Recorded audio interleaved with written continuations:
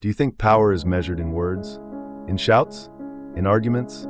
That the one who raises their voice and imposes themselves is the one who dominates? But they have lied to you. They have made you believe that the world belongs to those who don't keep silent, when in reality, true power lies in knowing when not to speak. Have you realized how many times you try to justify yourself? How many times you feel the need to respond, to correct, to defend your point of view as if your life depended on it? You think that by doing so, you're showing intelligence, strength, and control. But the truth is different. Every time you speak without need, you show the opposite. In this video, we will dive deep into this forgotten art. We will see how Socrates, with only questions and silence, made his opponents self-destruct in court. We will learn why geniuses like Steve Jobs and Da Vinci considered strategic invisibility their most powerful weapon. We will also analyze how the legendary swordsman Miyamoto Musashi turned patience itself into a psychological tactic to torture his rival's mind. Those who cannot remain silent are dominated by their ego, enslaved by the need to be heard, and that far from being power is weakness. Look at it this way. In every argument, in every verbal confrontation, there are two types of people.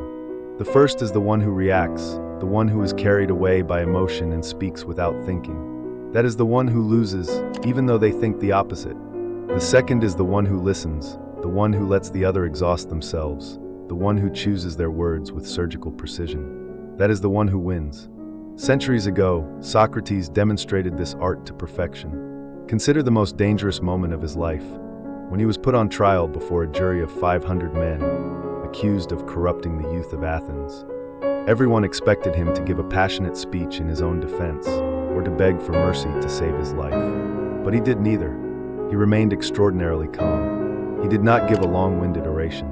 Instead, he turned to his main accuser, Miletus, and began to question him. Through a series of seemingly simple yet ingeniously crafted questions, Socrates made Miletus contradict himself again and again in front of the entire assembly, making his own arguments appear absurd. Socrates didn't raise his voice. He simply used the silence between his questions to create pressure and expose his opponent's logical fallacies. In the end, although he lost the vote, he won his historical dignity. He proved with his actions that the most brilliant defense is not to say more, but to let your opponent defeat himself with his own words.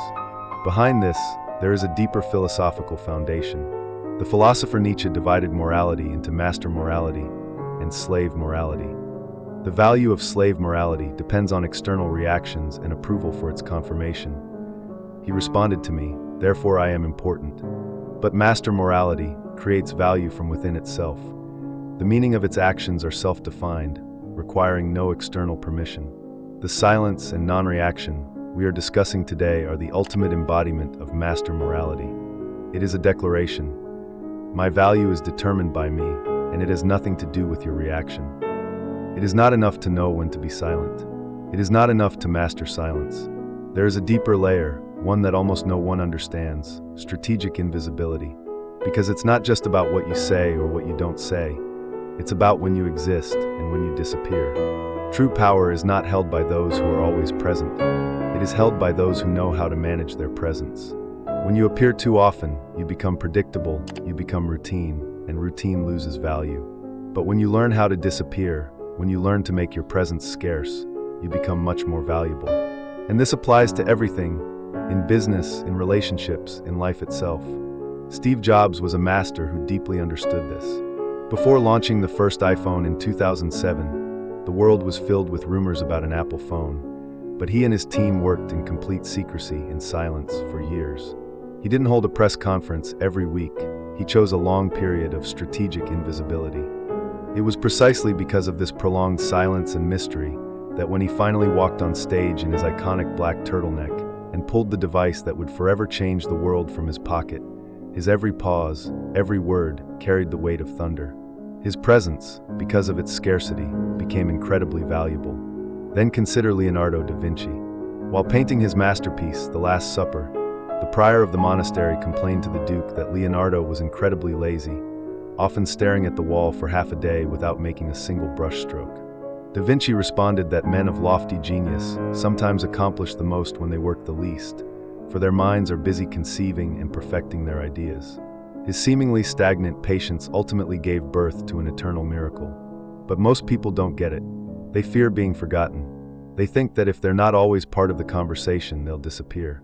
And to some extent, they're right. But what they don't understand is that strategic forgetfulness is a tool, not a punishment.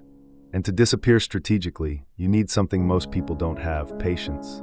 We live in a world of immediacy, where everyone wants results now, where everyone seeks instant validation. But those who truly dominate the game understand something fundamental. Time is a weapon. If you can wait, if you can resist the urge to react, if you can plan long-term while others are carried away by urgency, you've already won before the battle even begins. As the great philosopher Aristotle said, patience is bitter, but its fruit is sweet. And here comes the part that most people will never understand. When you master patience, silence, and strategic invisibility, there is an inevitable side effect: magnetism. The paradox is brutal. The more you talk, the less they listen. The more you strive to be seen, the less they notice you. But when you become scarce, when you become someone who is not always available, people start looking for you. It's psychological. What's rare, what's exclusive, what's inaccessible becomes valuable. And those who truly control the world know this well. Look at any figure of power. They are not accessible to everyone. They don't respond immediately. They're not everywhere. They're elusive, and precisely because of that, people chase them. Do the experiment. Stop being available all the time. Stop responding immediately. Stop exposing every one of your thoughts, and watch how people's perception starts to change. Suddenly, you are interesting. Suddenly, they want to know more about you. Because when you leave a void, people want to fill it. But most do the opposite. They fear silence, fear absence. They believe that if they disappear, they will be forgotten. But they don't realize that true influence is not in constant presence, but in controlling when and how you appear. This applies to everything, in personal relationships, in work, in social life. The one who is always available, who is always there, who always responds, loses value, because what's common becomes invisible. But the one who becomes scarce becomes valuable. It's a law of nature. What is chased runs away, and what retreats is pursued.